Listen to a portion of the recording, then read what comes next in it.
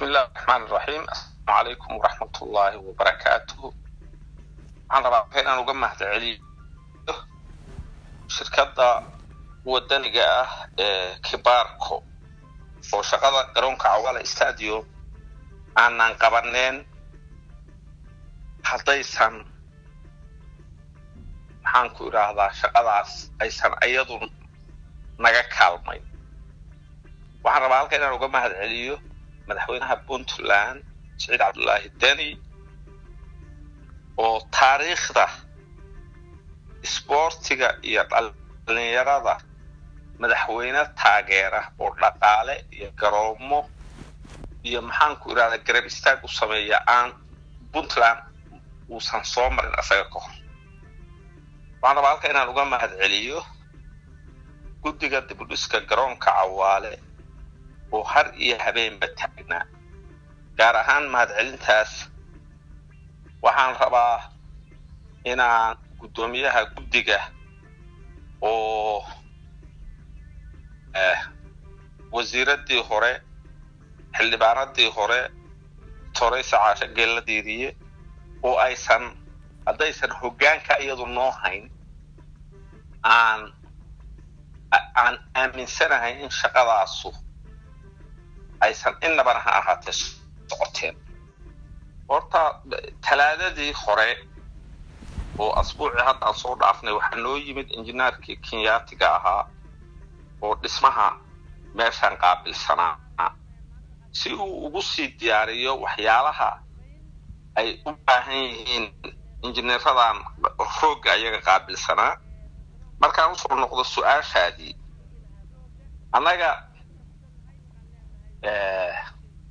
guddi ahaan ama community ahaan ama dadweynaha reer galkacyo shaqadaan qabanay dadku su'aal annaga waxaa nala weydiiyaa markasta hortaagan xooggii ma dhigteen waxaan aan samaynay oo VIB iyo maxaan ku iraahdaa tarbuurooyinkan iyo maxaan ku iraahdaa guryahan waaweyn oo meesha laga dhisay waxaas oo dhan dadku ma jeedaan.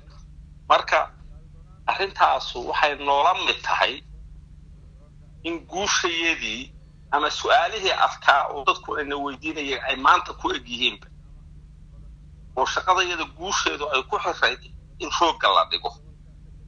nimankaasna aad iyo aad baan ugu faraxnay. waqti badan waa sugaynay sababtoo ah coronavirus baan hortaagnaa oo nala dagaalamayay. dhaqaale badanna waa gelinay say ku iman lahaayeen. alxamdulillaah maantayna soo gaareen.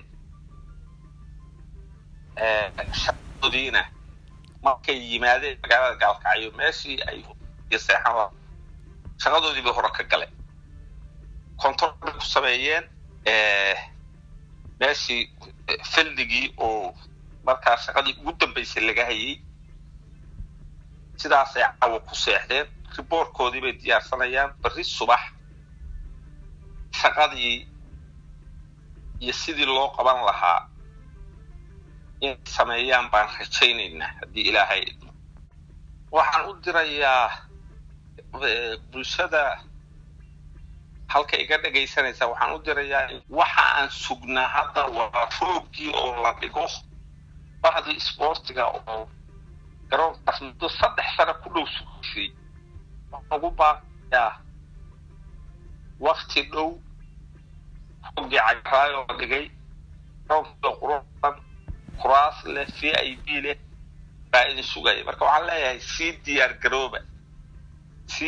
garooba maxaan ku iraahdaa sidii aad garoon cagaaran ugu ciyaari lahaydeen. annaga waxaa naga go'an shaqadaas inaan dhammaystiro. waqti badan bay nagu qaadatay. waqtiga badanna waxaa keenay aqoon xumaa keentay.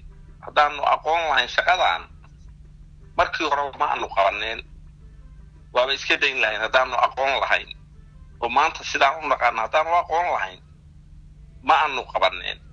laakiin waxay ku suurtowday inaana aqoon fududaysanay oo isniri maxaan ku iraahdaa 3 bilood garoonka inta ku hagaajisaan roog laakiin 3 sano nagu qaadatay waa dadaalay waxaan qabanayna anigu maba aaminsanay hadda waxaan ku iraahdaa dawladda ahayn oo qaban karnaa inay jidho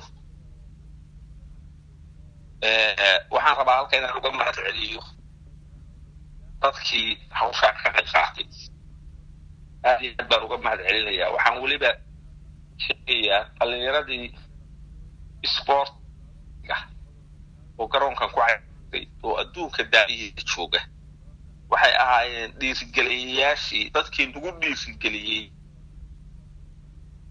inaan shaqadan qabno waxaana ugu horeeya dhalinyarada reer Maraykan anigu hadda magacyadoodii kulligood ma wada sheegi karo waxaa ku xiga reer Norway waxaa ku xiga reer Zambia waxaa ku xiga reer Sweden marka markaas lacagtii ay bixiyeen iyo dhiirigeliyeen baa sababay inaan garoonkan dhismo oo maanta u dhammaystir yahay oo injineeradii roog dhig lahaa ay yimaadeen haddaysanna dhiirigeliyeen waxba maanu qabanin hada sportiga reer Gaalkacyo waxaan leenahay waxa allaala wixii la hagaajiyo waad ku cayaaraan waxaan idin leeyahay shaqadaas waxaan u qabanay in meel qurux badan asxaabtaan baan anagu ku dagaalamay meel qurux badan ku cayaaraan marka waxaan idin leeyahay di alleedihiin weeye ilaa shab oo ha isaga cayaarinina shaba oo si fiican ugu cayaara